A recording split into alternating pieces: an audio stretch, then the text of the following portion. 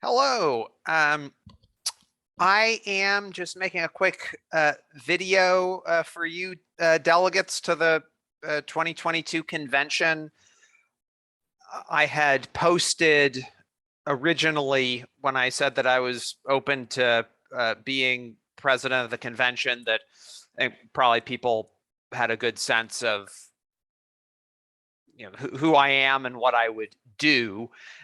But given that circumstances have changed somewhat since that post, I did want to just contact you all and just provide a summary of my thoughts at this time before you vote.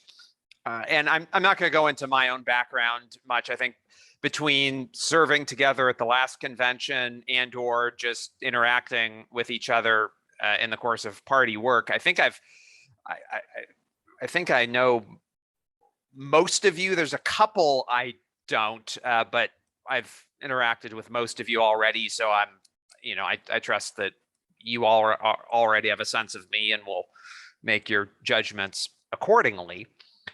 But I did want to bring up the change in timeline between 2021 and 2022. So I went back and looked at the emails, and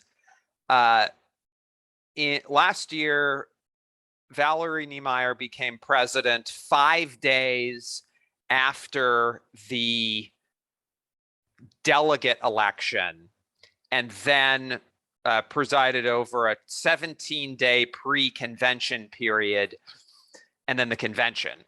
Here, we have it's the same amount of time.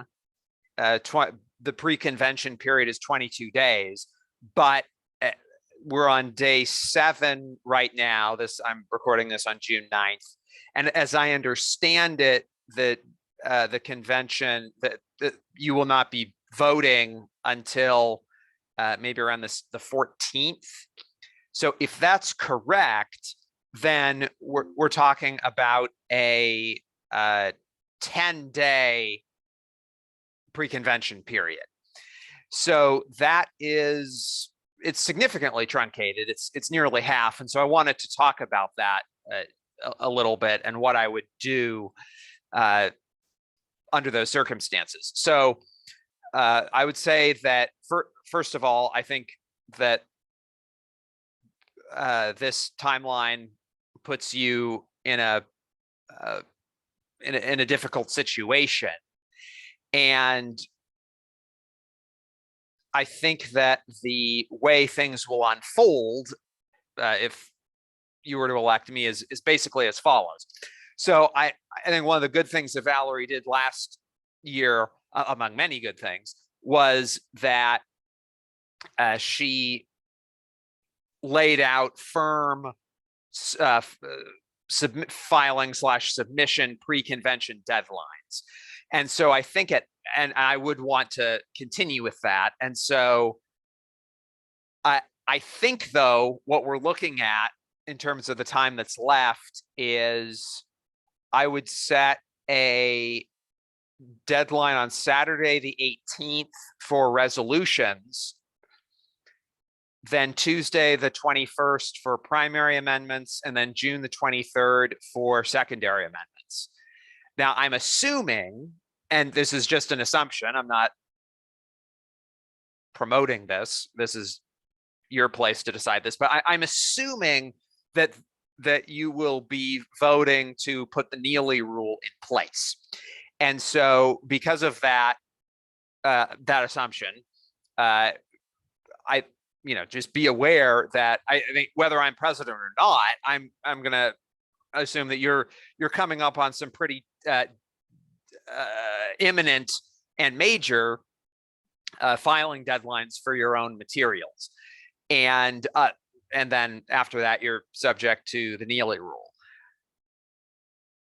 Now, if you don't, and if you choose not to follow the Neely rule, that's your choice.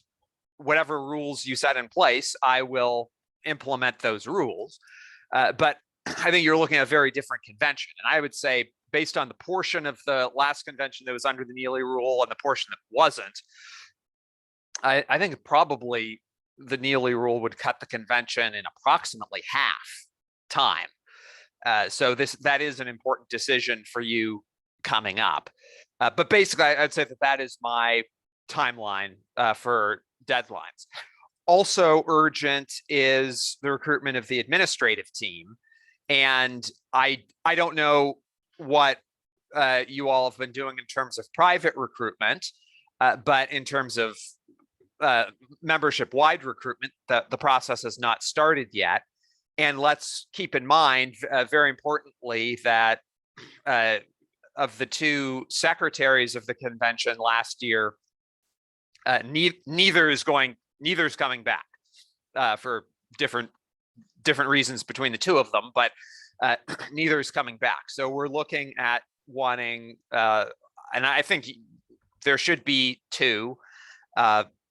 As a former secretary myself, I think you need two. I would actually say maybe 3 or 4 would be more ideal, and then spread out some, not just recording and minutes writing responsibilities, but some other responsibilities too. So administrative team recruitment, crucial, and needs to, I would start that pretty quickly. I had originally thought, and this was just a thought, that it would be an interesting innovation and a good innovation for us to try and do some interviews of some key people pre-convention. Have some sessions available that would just be, attendance would be totally voluntary, but where delegates could come and could ask some questions. Most on the top of that list would be NC candidates. Just have maybe an hour of just Q&A with each NC candidate, and then maybe some other key people as well.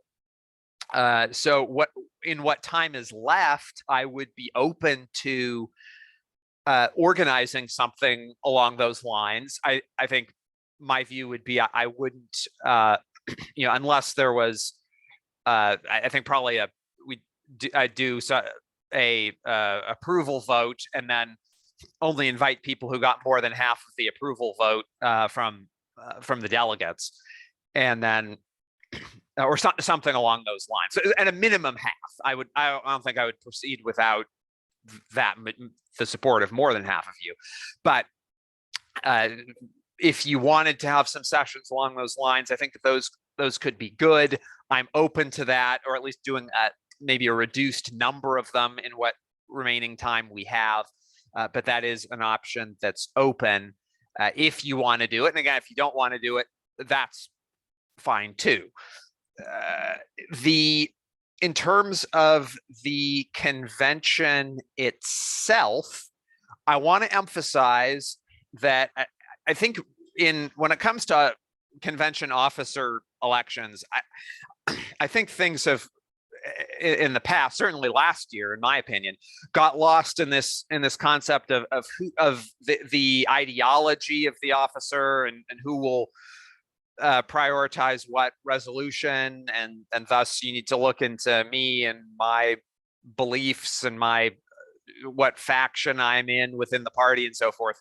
Well, I've said I think most of that approach is just wrong, and I said during the delegate campaign this year that I mean my idea was just do an approval vote of all resolutions right off, probably on Friday evening, and then any resolution, and just it's approval vote just for consideration. So it could be someone who supports the resolution might vote to consider it. Someone who's undecided and wants more information might vote to consider it, and someone who's strongly opposed but wants a floor defeat would also vote to consider it. And then my thought was just start off with approval votes on everything, and then everything that is above 1/3, or if anything that's below 1/3 gets eliminated, and is off the agenda. And then everything above 1/3, it's just ranked. The agenda is just from most support to least for consideration, and that's your sequence of the agenda. Again, it's no longer my role to advocate for that approach, and there are certainly a number of different rules packages that you could write and propose and pass between now and then.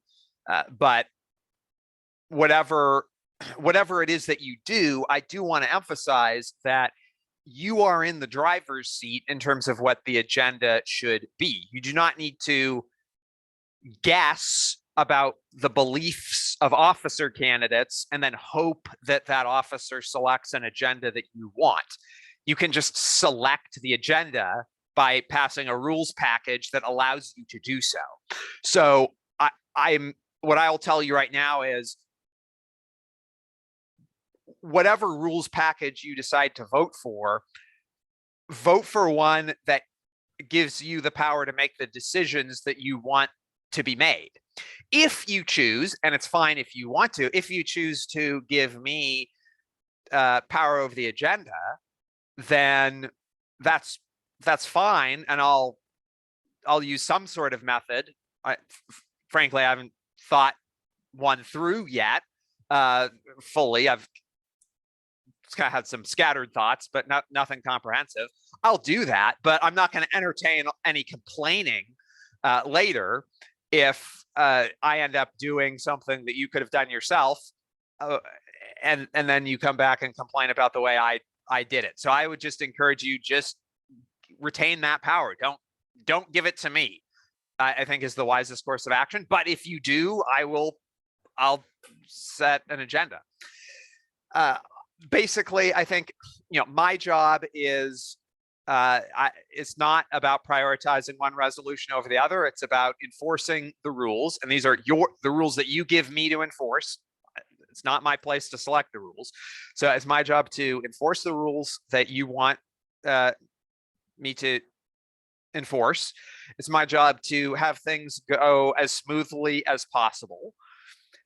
And it's my job to, and that's smoothly, both pre-convention and convention. And then it's my job to make the convention be as much as possible, reflect well on the party publicly. And I do want to make the convention an opportunity to showcase ourselves to the public. It's not, admittedly, the convention is not a super glamorous thing that the party's going to be putting forward to the public, but and certainly the conference later this summer, I don't know much about the conference. I don't think any of us do really, but obviously the conference is going to be a more publicly oriented event as between the two. But nonetheless, I think the convention can showcase ourselves and our values. And so I will want to have, I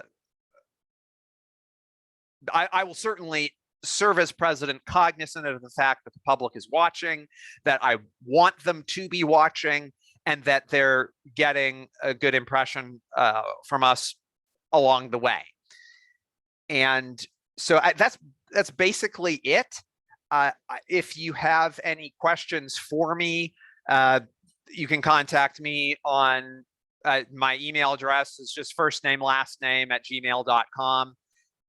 You can contact me any other way as well. My phone number, 479-790-2719, and through Facebook as well. So that's pretty much it.